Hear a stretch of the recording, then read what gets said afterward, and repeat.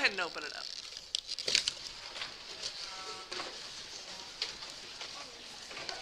All right.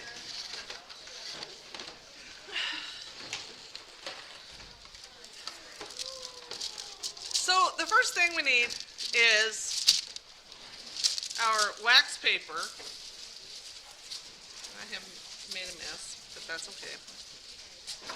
And in your thing, you should have, in your kit, you should have two little containers of this colored stuff.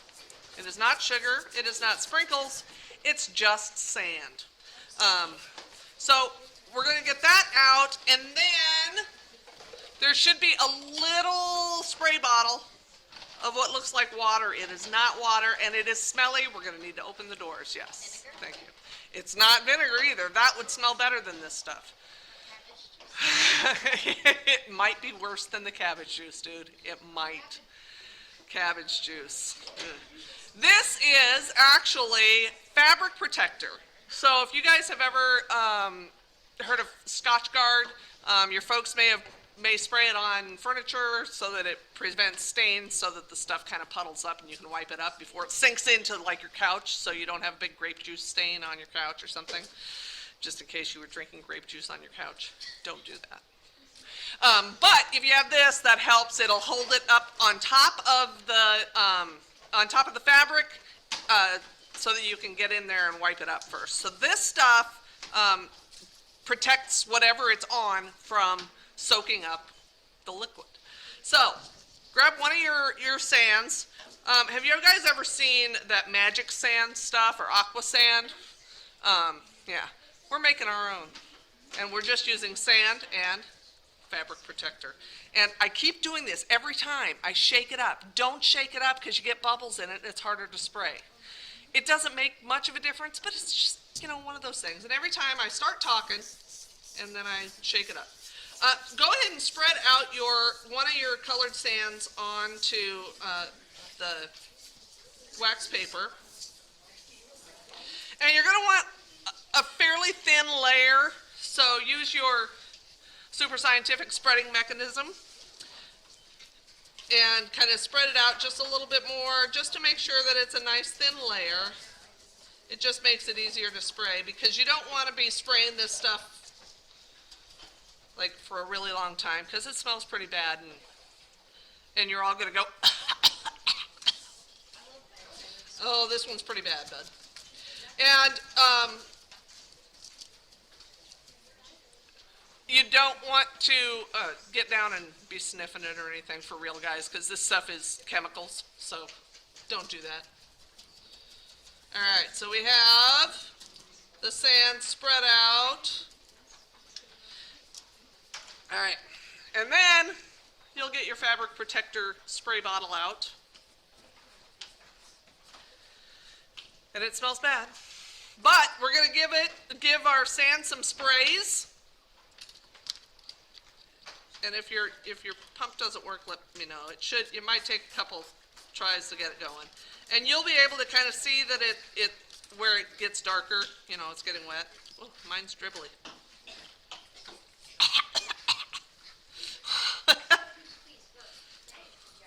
Mine was just mostly dribbling.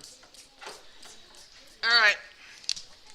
And then use your formerly super scientific spreading mechanism, which has miraculously turned into a super scientific stirring mechanism, to kind of move it around just so that you can make sure that all the sand got covered with that stuff.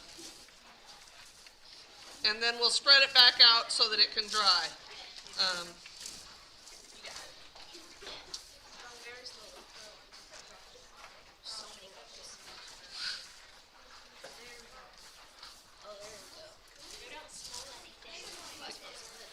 Well, don't spray it at your face. Ugh.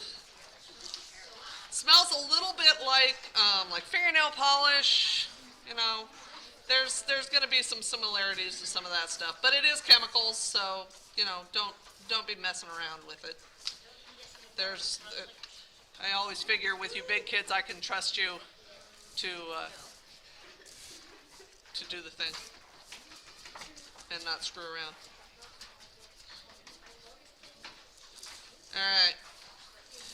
And once you've got it kind of stirred up, if you think it still looks a little bit dry, you can spray a little bit more, but you don't want it sopping, because otherwise it won't dry for a really, really, really long time. But the more coated it is, the better. The more it'll work in as magic sand. So there's a fine line here. You go by feel, gut feeling. Just like in popcorn, there's a fine line between just the right amount of burnt and too much. See, there you go. There it is. That one is just not working. All right. Okay.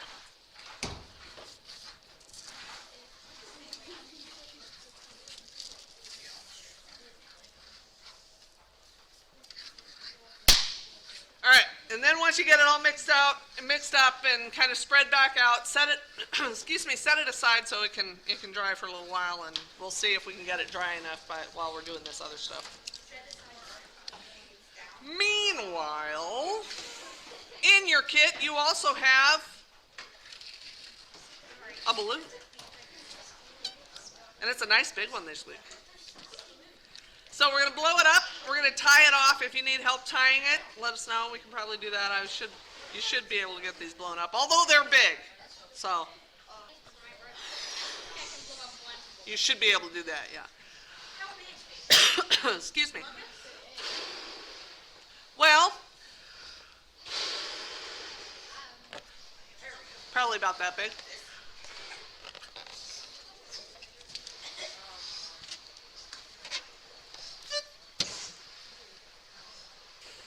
So a couple of weeks ago, we had magnets, right? And we were going around seeing what would stick to what. Well, today we're going to kind of do the same thing, except with an electromagnet, a static electromagnet. So you guys know static electricity, right? In the winter, you put on your slippers, you go shuffling across the carpet, you turn on the light, and No, you touch the doorknob. or a doorknob, or you touch, your brother. So we are going to create our own electromagnet with our balloons, and it's very exciting. You need something that is a natural fiber. So you need something like a cotton t-shirt, or your hair, although the hair with big balloons sometimes won't work quite as well. Or a wool blanket, a cotton washcloth, that kind of stuff. If you have a microfiber shirt on, we've got a t-shirt here, or find a buddy and just rub it on their back. All right. And if you get it charged up, right, you can get your hair to charge up. It's very cool. All right.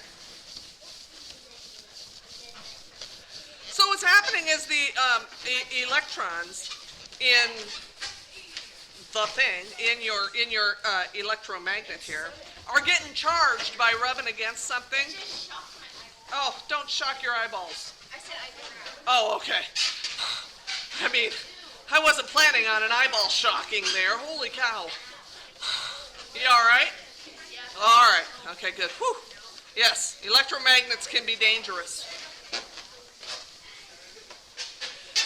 They charge up, and then what happens is opposite charges attract, and similar charges will repel each other, like with the magnets. So with our magnets, if we had a positive end and a positive end, and you tried to push them together, they push apart, right? That's going to be the same kind of thing with this. So if you charge this up, and you find something that has the opposite charge, it will stick. And my wall doesn't work very well, and neither does that. So you can, the wood usually works pretty well. Our cement wall works well. You are seeing what it sticks to, and then we'll be back and we'll try some. What else? Does it stick to your head?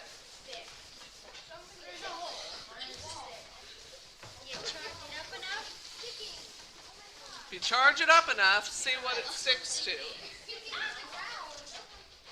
And you might need to really, because these are big balloons, so they're heavier, so you're really going to have to work with the charge. All right. So in your kit, you also have, whoa, I leaned too far and moved my thing. You should also have and it's probably on the very bottom, what looks like a little piece of garbage. It's actually a little piece of plastic, and if you unfold it, it's a little plastic circle. Okay. Yeah. And then Chloe's bringing some aluminum foil too. So we're going to test, the magnets did not work on aluminum foil, right? Or on aluminum cans, right? Do you have some? Cool. But your electromagnet should. So we'll start with the plastic. So we're going to charge up the electromagnet again.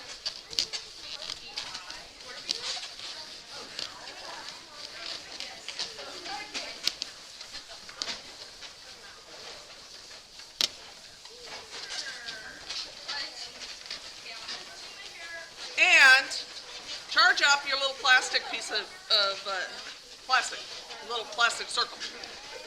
All right? And it sticks to you. And then, if you can get it to stop sticking to you, you can make it float if you charged it on the same thing, because then it has the same charge and it's pushing it apart.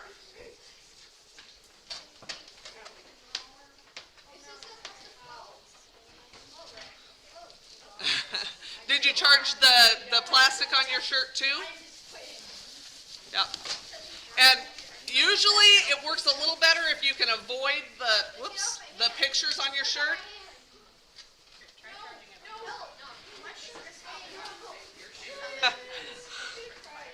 Oh, and now it's attracted to me.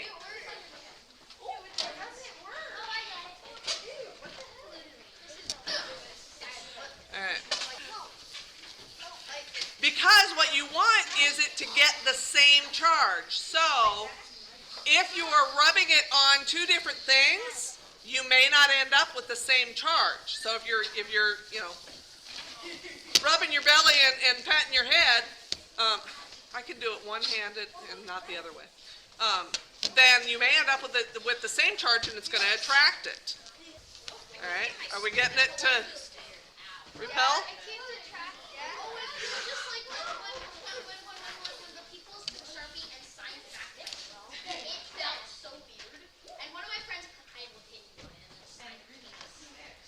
Alright, so it repels.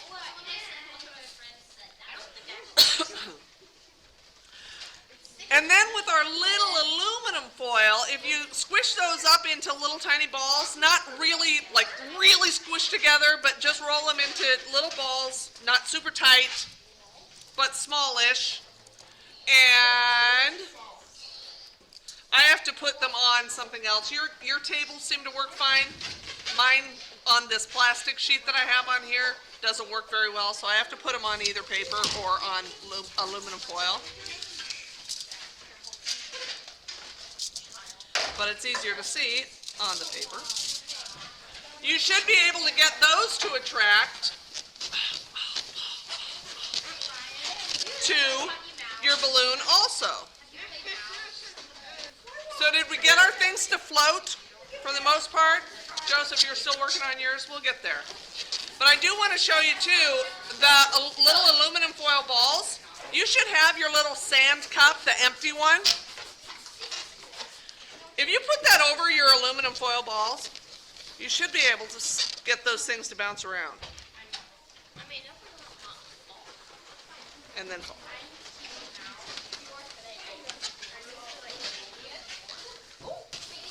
And so it's interesting what the static electricity will pick up.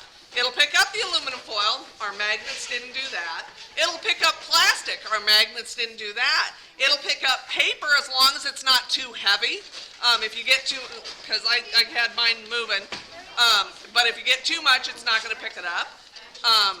it's just, you can go around and see how big a thing you can get it to pick up. You can see what different types of things. Is it going to pick up something wood? Or is that going to be too heavy? Yes, sir. Okay, like that. So just roll them up. Just crinkle. But not like super duper duper tight. Yeah, okay. And then, see if you can pick it up with your charged electromagnet.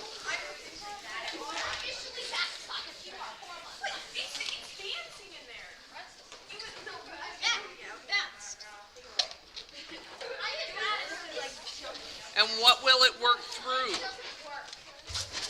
right, and I've got 2 of those. So that is our static electricity. And we do have one more thing that we're going to make in here, and it actually has nothing to do with static electricity, but it's kind of cool. So, this is one of those, yes, just in case you get a tummy ache. This is one of those things, this is one of those classes where there were a bunch of cool stuff that didn't really fit anywhere else, but I still wanted to do them, so we're doing them today. So in your kit, did you get it to work? All right. Whoops.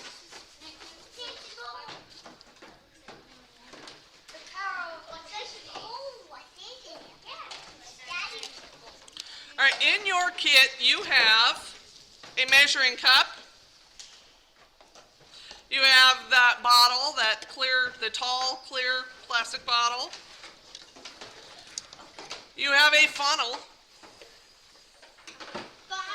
And you have another shorter bottle of this weird stuff. This is actually just vegetable oil. It's just cooking oil, like Crisco oil. It's not. It is not. And if you had a drink of this, you would not like it. I tell you what. It would. Yeah, or something. Yeah. So we're going to need some water. I'm going to grab some. We're going to need about 6 ounces of water. So 6.0 on here. And I don't know if you guys remember, when you're measuring, you kind of want to make sure that the cup is sitting down, and then you're looking at where the level is straight across instead of above it, because the distortion will make it so that you don't see it quite as well, and it doesn't get to the right level. This one doesn't have to be exact, but we want to come pretty close. Grab your funnel. If you have water, grab your funnel and stick it in that tall cup or bottle, and then go ahead and carefully pour your water in there. You don't want to pour it super fast because it might get too full and spill all over. There's no funnel in it. Yeah, it should be in your... No, there's no funnel in the water. All right, and once you have that in there, then I'm going to come around with food coloring, and you can tell me what color you want, because we'll just add a little bit of food dye to our water and let it settle. Are we going to magnetize this water? Sadly, no. We did that a couple weeks ago, though. That was cool. I still have that. Do ya? It's cool, isn't it? All right. I want green.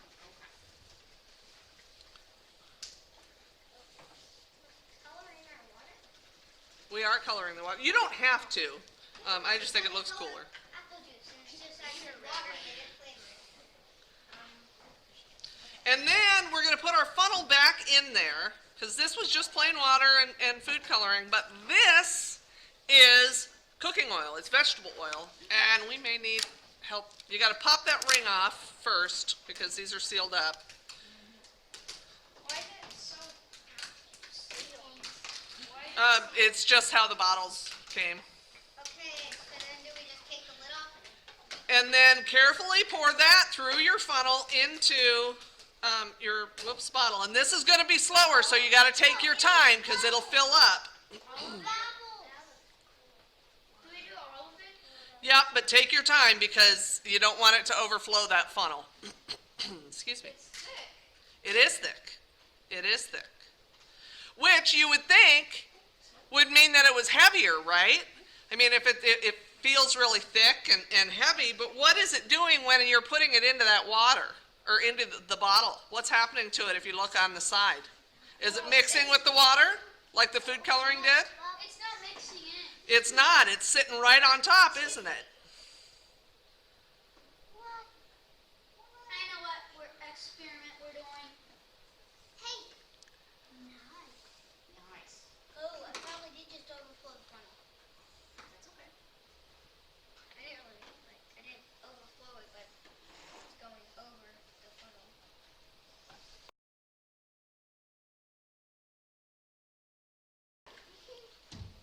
All right. Mine looks way better. You look scared.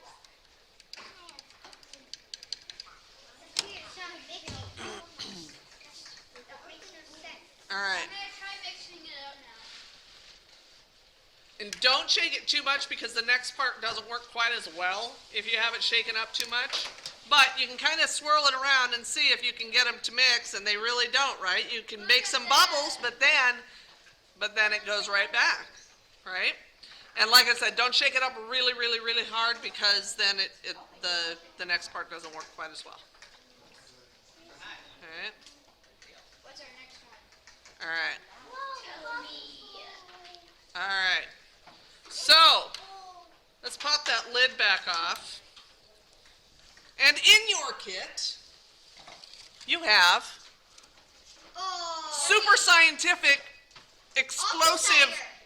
It's Alka-Seltzer. It's how you use to make paint rockets. That's exactly right. This is what we use to make paint rockets because what happens is this stuff, excuse me, this stuff, when it hits water, when it mixes with water, it starts to dissolve and then it starts to make a whole bunch of bubbles, right? And with the paint rockets, we closed them up and so all of those bubbles created some pressure and then it exploded. Well, we're not going to do that and it's not going to do that because that would be very messy and I would be in trouble. But go ahead and open that up and pull out one of your tabs. Like half or Well, you can do a whole one if you want. whole one. Whole one of these little circle tabs. So how do you like? Yeah, you don't have to do that. All right, What do you do now? we have it. We have it. You're anticipating my next move, aren't you? Okay, there we go. Putting it in. We are going to put it in there. Have you guys seen lava lamps? Yes. I have one. This is essentially that, except No lava. yeah, and it's not hot. So this is how we're going to make the bubbles like you would see in a lava lamp. So Go ahead. it's not going to mix with the oil. It's going to drop through the oil, and it's going to start mixing with that water, and then you're going to have some bubbles blowing out there. Don't put the lid back on because the pressure builds up, and you don't want that. All right? So here we go. It looks like it's black. All right. Not doing much. Not doing much. Whoa! And there they go. It does look like a lava lamp. It's going like up on one side and down on the other side. Yep. It's a volcano. When we get home, we're gonna save one. Oh, the vents is on the inside. What if we put two in? It would just make more bubbles, and then you would run out of Alka-Seltzer faster, and you wouldn't be able to do it again. You do. I like to save a little bit. So this is gonna be like a lava lamp. It is like a lava lamp. Wait a minute. Since the oil and the things don't mix, could you put more water on it and then put more food coloring in it? You could, but you know what would happen to the water? The water would fall through that oil, and it would go down and meet with the other one. You can't get, it won't make layers. You can do that with different types of things, but water and oil, the water is going to go through and get down to the bottom with the rest of it. The oil doesn't go to the water. The oil does not, yeah, it floats on top. It floats on top. Unless, and we're not going to do that because we don't want to ruin this, but if you have oil and you use something like soap, then all of a sudden that oil gets broken down a little bit and you can mix it with water and then you can get rid of it, right? It smells horrible. What are you talking about? What? All right. It doesn't glow, too. Yep. The little And then mine kind of floated up to the top. There's a little bit left, so I'm just going to shake it up a little bit, get it back down to the bottom, and it's going to bubble up some more.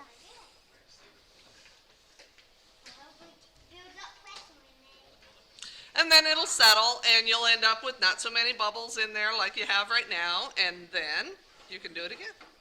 All right. You should have a short, clear cup. Okay, yeah, we have short clear All cup. right. Right here. We are going to need some more water.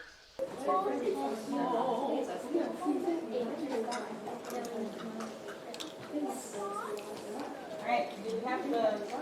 And we can look at these nice because kind of knows magic if you look at it the right way. If you look at it the right way, science is a form of magic. What? That's right.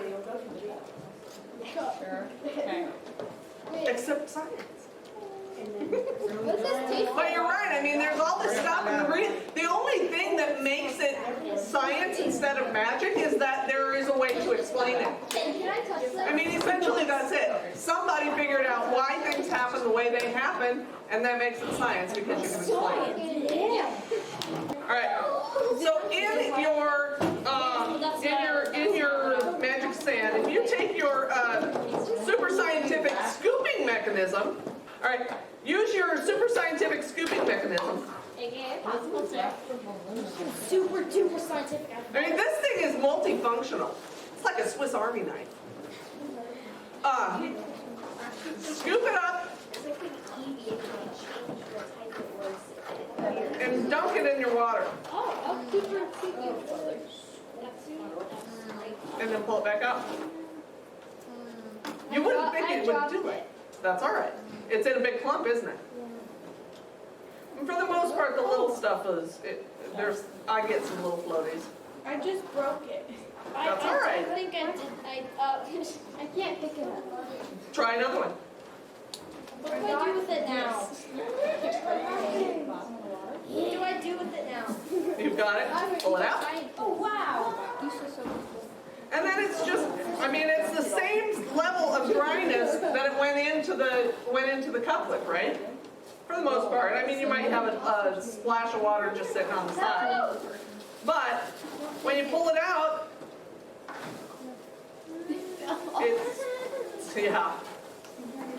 it's not really wet. So you can build stuff, if you pour all this in there, you can build stuff with it. In the water? In the water. In the water, because it clumps together a lot better than without that stuff around it. What do we see? Can I get more water? Yeah, Are we just gonna dump it all in the water? you can. Oh, are we And supposed to? it's a hassle. The reason that I had such a mess up here was because I did that, and then I tried to get it back out of the water so that we could transport it. And that's tough, but it can be done. It just makes a little bit of a mess in the spot. But yeah, you can dump the whole thing in. But you do notice that when you pull it back out, if you can put it in there and then pull it back out, it's mostly dry. You might have a couple of spots, where like a water droplet stuck to it, but for the most part, it's still pretty dry. So, magic sand, there you go.